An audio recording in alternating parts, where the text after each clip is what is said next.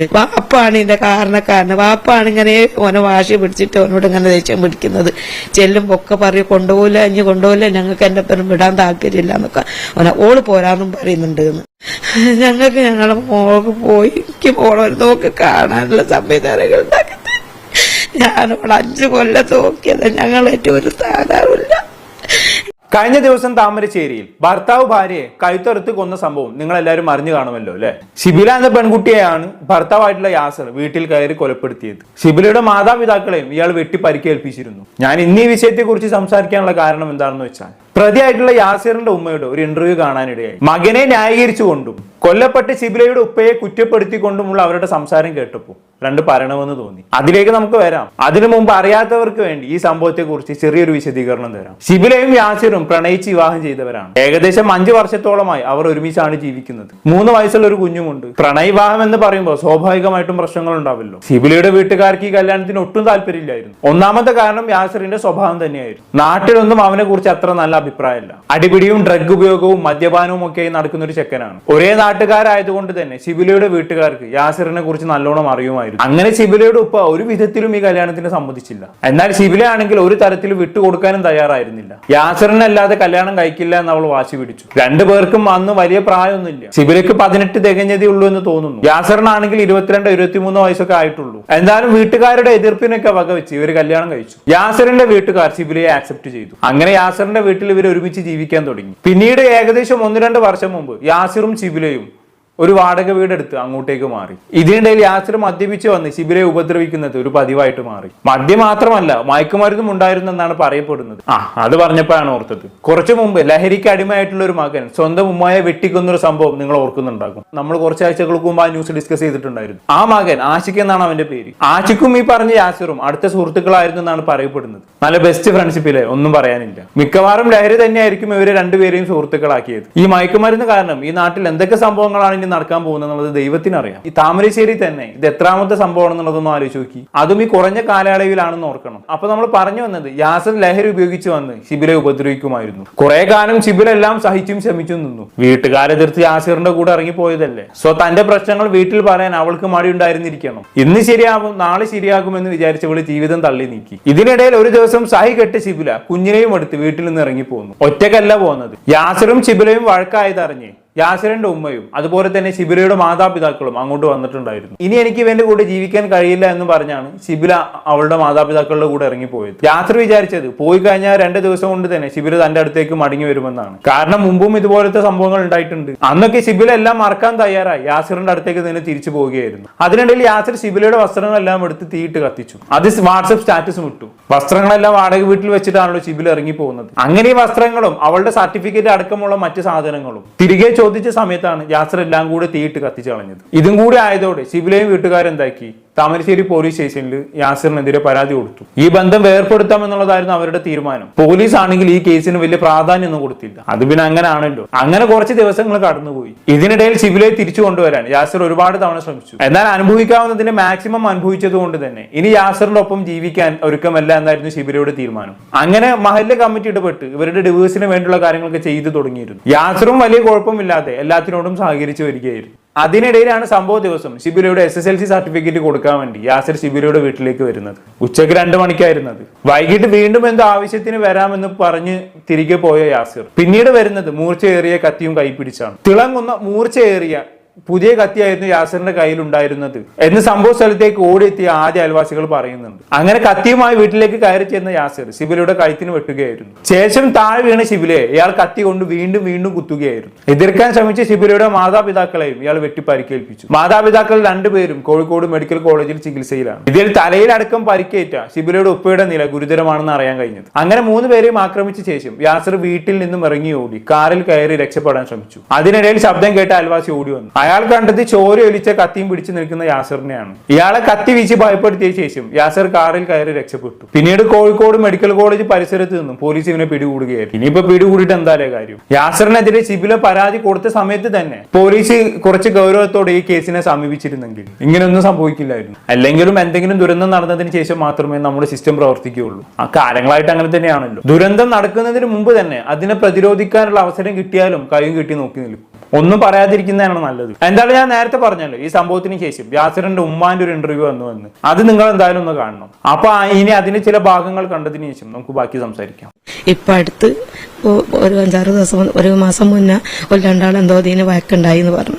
അപ്പൊ ഞാൻ ഉച്ചക്ക് 1:30-2 മണിയായപ്പോൾ ഞാൻ മോളെ എപ്പം വിളിച്ചുകൊണ്ടിരിക്കുന്നു. മോളെ വിളിച്ചപ്പോൾ ചോറുണ്ടോന്ന് ചോദിച്ചപ്പോൾ മോള് പറഞ്ഞു ഉപ്പ ചോറ് കളഞ്ഞു എന്ന് പറഞ്ഞു.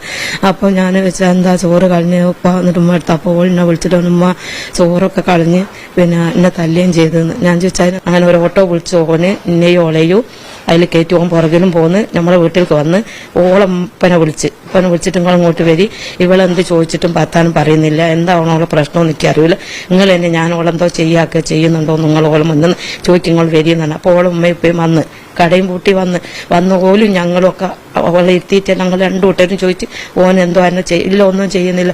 പിന്നെ എനിക്ക് ദേഷ്യം പിടിച്ചിട്ട് എന്നെ എനിക്ക് ദേഷ്യം പിടിച്ചിട്ടാ ഞാൻ നിങ്ങളെപ്പോഴും പോരാന്ന് പറഞ്ഞു. എന്താ ഉമ്മന്റെ ന്യായീകരണം അല്ലെ? പ്രശ്നത്തെ വളരെ സിമ്പിൾ ആക്കി ചിത്രീകരിക്കാനുള്ള ശ്രമത്തിലാണ് ഉമ്മ. യാസർ എന്തോ ഡ്രഗ് അടിച്ചു വന്ന് വഴക്കുണ്ടാക്കി, വീട്ടിൽ ഉണ്ടാക്കി വെച്ചിരുന്ന ചോറും എടുത്തു കളഞ്ഞു. 3 വയസ്സുള്ള ഒരു മോളുണ്ടാവിടെ, ആ കുട്ടി പോലും ചോറ് കഴിച്ചിട്ടുണ്ടായിരുന്നില്ല. എന്നിട്ടാണ് അവൻ ആ ചോറ് മുഴുവനും എടുത്തു കളഞ്ഞത്. അതിനുശേഷം ഷിബിലയെ നന്നായി മർദ്ദിക്കുകയും ചെയ്തു. ഈ സംഭവത്തെ കുറിച്ചാണ് ഈ ഉമ്മ ഇത്ര രാഘവത്തോട് സംസാരിച്ചത്.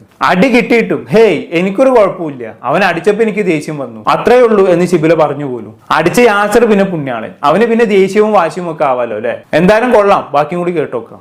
ഞങ്ങളെപ്പോഴും പോകാൻ ഞങ്ങളോട് പറയാണ്ട് ഇറങ്ങി പോകുന്ന എന്നെ കൂട്ടാൻ വന്നല്ലേ ഞങ്ങളെന്ന് പറഞ്ഞു പോലും. ഇപ്പൊ ഉമ്മയും പറഞ്ഞു.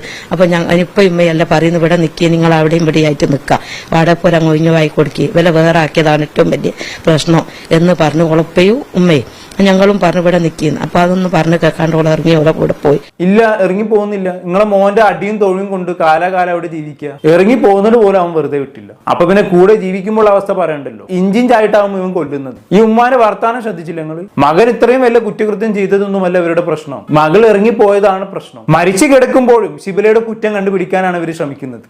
അപ്പൊ പിന്നെ ഇവരുടെ കൂടെ ജീവിക്കുമ്പോൾ അവളുടെ അവസ്ഥ എങ്ങനെയായിരിക്കുമെന്ന് ഞാൻ പ്രത്യേകിച്ച് പറഞ്ഞേണ്ട ആവശ്യമില്ലല്ലോ അല്ലെ? ബാക്കിയാണ് നോക്കാം.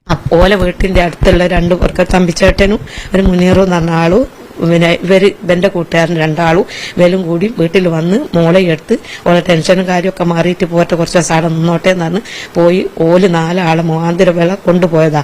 പോയി 2 ദിവസം കഴിഞ്ഞിട്ട് കൊണ്ടുപോയി ടെൻഷൻ മാറിയിട്ട് കൊണ്ടുവക്കാന്നാണ് പോയി. പിറ്റേന്നൊക്കെ എന്നെ വിളിക്കുകയും ചെയ്ത് മോളും ഓളെ പുതിയ ഡ്രസ്സ് ഞാൻ എടുത്തു കൊടുത്ത് മോളത്. അപ്പൊ അതൊന്നും വേണ്ട അങ്ങോട്ട് വരികയല്ലേ എന്നാ അത് ഇവിടെ നിന്നോട്ടെ എന്നാണ് പയത് മാത്രം വാങ്ങി ഞാൻ ഓലെ കൂടെ പോയി മോളെയും കൊണ്ട്. പിന്നെ അങ്ങോട്ടും ഇങ്ങോട്ടൊക്കെ വിളിക്കുകയും പറയുകയൊക്കെ ചെയ്യുമ്പോൾ ഞാൻ പറഞ്ഞു ഇനി വാശി ഓനോട് പിടിക്കല്ലെങ്കിൽ വാശി പിടിക്കാണ്ട് ഇങ്ങ് പോരി, കുറച്ച് ദിവസം നിന്നിട്ട് ഇങ്ങ് പോരി എന്ന് പറഞ്ഞു ഞാൻ പോയതാ. ബെസ്റ്റ്. അപ്പോഴും തള്ള സ്വന്തം മോനെ ഉപദേശിച്ച് നന്നാക്കാനല്ല നോക്കുന്നത്, ചട്ടകം പഴിപ്പിച്ച് ചന്തിയിൽ വെച്ചിട്ട് ഈ ഞാൻ കുട്ടീനെ തല്ലരുത്, എന്റെ കള്ളുടെയും കഞ്ചാവടെയും നിർത്തിയിട്ടില്ലെങ്കിൽ എന്റെ കൈ കൊണ്ടായിരിക്കും നിന്റെ മരണം എന്ന് മാവനോട് പറയുന്നതിന് പകരം യാസറിന്റെ ഉപദ്രവം സഹിക്കാൻ വയ്യാതെ പോയ ശിബിലയെ വിളിച്ചിട്ട് ഈ എന്റെ വാശിയും വൈരാഗ്യവും ഒഴിവാക്കിയിട്ട് തിരിച്ചു വാന്നാണ് തള്ള പറഞ്ഞത്. എനിക്ക് എന്താണെന്നറിയില്ല, തള്ള എന്ന് വിളിക്കാനേ തോന്നുന്നുള്ളൂ. ഇത്തരത്തിലുള്ള ഉമ്മമാരാണ് ആൺമക്കളെ ഇങ്ങനെ വഷളാക്കുന്നത്. ഇച്ചാന്തി പ്രോത്സാഹനല്ലേ? മക്കൾ എന്ത് ചെയ്താലും ഒരാളെ കൊന്നിട്ട് വന്നാലും നിന്ന് ന്യായീകരിച്ചോളൂ. വെഞ്ഞാറമൂടിൽ അഫാന്റെ ഉമ്മയെ കുറിച്ച് നമ്മൾ ഇന്നലെ സംസാരിച്ചതേ ഉള്ളൂ അല്ലേ? എന്തായാലും ബാക്കി കൂടി കേട്ടോക്കാം. പിന്നെ 3-4 ദിവസം കഴിഞ്ഞാൽ ഓൻ അവിടെ പോയി ഇങ്ങനെ ചായയും ചോറൊക്കെ കുടിച്ചിരിക്കുന്ന പോലെയായിട്ട് സംസാരിച്ചിരിക്കുന്നു.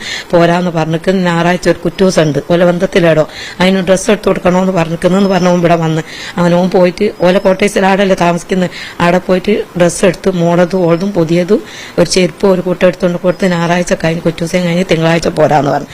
അപ്പൊ തിങ്കളാഴ്ച വന്ന് ചെന്നപ്പം ബാപ്പ ഓളെ പോരാൻ പോന്നപ്പം ബാപ്പ പറഞ്ഞോലെ പിന്നെ ഓന്റെ കൂടെ ഇപ്പൊ പോവുകയാണെങ്കിൽ പിന്നെ ഇങ്ങോട്ട് വരരുതെന്ന്. അപ്പൊ ഓക്ക് പേടിയായോലെ. അപ്പൊ ഓൻ പറഞ്ഞോലെ നിങ്ങൾ ഇങ്ങനെ പറഞ്ഞിട്ടാണല്ലോ ഓൾ അങ്ങനെ പറയും, ഓള് പോരാന്ന് പറയും, നിങ്ങൾ എന്തിനാ തടസ്സം ചെയ്യുന്നത്, ഞാൻ ഓളിക്കുമായിട്ടല്ലേ ഞങ്ങൾ ഇറങ്ങിപ്പോകുന്നത്, പിന്നെ അത് എന്തിനാ അങ്ങനെ തടസ്സം ചെയ്യുന്നതെന്ന് പറഞ്ഞോലെ. അപ്പൊ ഓക്ക് അങ്ങനെ പോരാൻ പറ്റായിട്ട് ഓള് പോരുന്നില്ല എന്നാണ് ഓൻ വന്ന് ഇവിടെ വന്ന് എൻ്റെ അടുത്ത് വന്ന് അവിടെ വന്ന് കിടന്ന് കരഞ്ഞിട്ട് പറഞ്ഞ് പാപ്പ ഇങ്ങനെ പറഞ്ഞിട്ടാണ് ഓളോട് പറഞ്ഞു. ഞാൻ ഓളെ കയ്യും കാലും പിടിച്ചിട്ട് മാപ്പ് പറഞ്ഞിട്ട് എന്റെ ഭാഗത്ത് നിന്ന് ഇനി ഒന്നും ഉണ്ടാവില്ല എന്ന് പറഞ്ഞു. അത്രയും ഇവിടുന്ന് നമ്മൾ പറഞ്ഞു ആടുന്ന് പറഞ്ഞിട്ട് ഓള് പോരാൻ തയ്യാറുള്ള ഓനെന്തിനെങ്ങനെ നിർത്തും. എന്റെ മോളെ വിചാരിച്ചിട്ട് ഓന് വിടരുത്, ഓന് കാലാകാലം ഓളെ പോറ്റാനാവോ, എന്തിനാ അങ്ങനെ ചെയ്യുന്നതെന്ന്. വാപ്പാണ് ഇതിന്റെ കാരണക്കാരന്. വാപ്പാണ് ഇങ്ങനെ ഓനെ വാശി പിടിച്ചിട്ട് ഓനോട് ഇങ്ങനെ ദേഷ്യം പിടിക്കുന്നത്.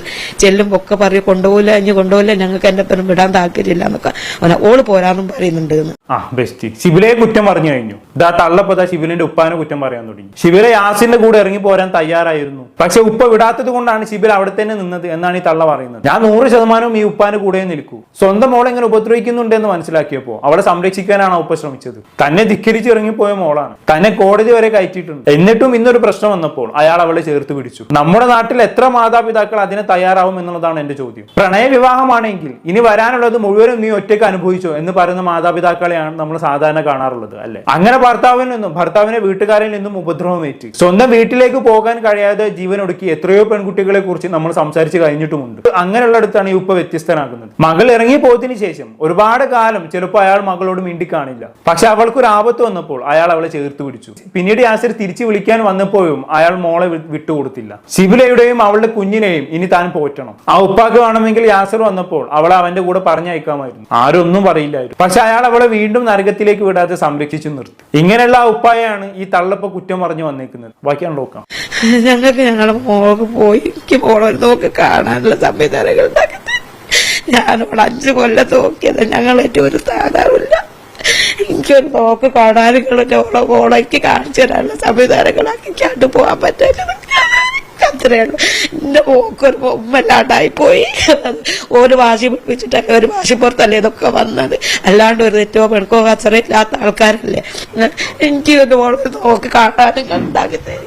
എന്താ ഒരു ഒറിജിനാലിറ്റി അല്ലേ? ഒരു തുള്ളി കണ്ണുനീര് പോലും വരുന്നില്ല. ശിബിലയുടെ മൃതദേഹം കാണണമെന്നും പറഞ്ഞാണ് തള്ള കരഞ്ഞ് അഭിനയിക്കുന്നത്. അതിനിടയിൽ ശിബിലയും വീട്ടുകാരെയും കുറ്റം പറയാനും യാസറിനെ ന്യായീകരിക്കാനും തള്ള മറക്കുന്നില്ല. അവരെല്ലാരും കൂടെ യാസറിനെ വാശി പിടിപ്പിച്ചിട്ടാണ് ഇതൊക്കെ സംഭവിച്ചതെന്നാണ് പറയുന്നത്. മോൻ വല്ല മയക്കുമരുന്നും കുത്തിക്കയറ്റി ദേഷ്യവും വാശിയും കാണിക്കുന്നുണ്ടെങ്കിൽ വല്ല ചങ്ങലക്കിടണം തള്ളേ, അല്ലാതെ വഴി കൂടെ പോകുന്നവരുടെ തലയിൽ കുറ്റം ചാർത്തിയിട്ട് കാര്യമില്ല. എന്തായാലും ഇങ്ങനെ എന്ത് തെറ്റ് ചെയ്താലും മക്കളെ ന്യായീകരിക്കുന്ന അമ്മമാരെ കാണുമ്പോൾ എനിക്ക് റിപ്പർ ചന്ദ്രനാണ് ഓർമ്മ വരുന്നത്. 14 പേര് കൊന്ന കുറ്റത്തിന് റിപ്പർ ചന്ദ്രനെ തൂക്കിക്കൊല്ലാൻ വിധിച്ചു. അങ്ങനെ ജയിലിൽ കിടക്കുന്ന സമയത്ത് ഒരിക്കൽ റിപ്പർ ചന്ദ്രൻ അമ്മയെ കാണാൻ ആഗ്രഹം പ്രകടിപ്പിച്ചിരുന്നു അത്രേ. പോലീസുകാർ അമ്മയെ കൊണ്ടുവന്നു. ചന്ദ്രൻ അമ്മയെ കെട്ടിപ്പിടിച്ചു. പതുക്കെ ആ പിടുത്തം മുറുകി വന്നു. അമ്മയുടെ ചെവിയിലൂടെ ചോരൊലിക്കാൻ തുടങ്ങി. അമ്മ നിലവിളിച്ചു. പോലീസുകാർ ഓടി വന്ന് ചന്ദ്രനെ പിടിച്ചു മാറ്റി 4 പൊട്ടിച്ചു. സ്വന്തം അമ്മയെങ്കിലും വെറുതെ വിട്ടുവിടടാ എന്ന് പോലീസുകാർ ചോദിച്ചപ്പോ ഈ തള്ള കാരണമാണ് സാറേ ഞാൻ ഇങ്ങനെ ആയത്, ഇവരാണ് എനിക്ക് എല്ലാത്തിനും പ്രോത്സാഹനം തന്നിരുന്നത് എന്ന് ചന്ദ്രൻ പറഞ്ഞിരുന്നു അത്ര. കൂടുതലൊന്നും ഞാൻ ഇവിടെ പറയുന്നില്ല. എന്താണെന്ന് കേട്ട് നിങ്ങൾക്ക് തോന്നുന്നത് താഴെ കമന്റ് ബോക്സിൽ രേഖപ്പെടുത്തുമല്ലോ. അടുത്തൊരു ടോപ്പിക്കുമായി വീണ്ടും കാണാം.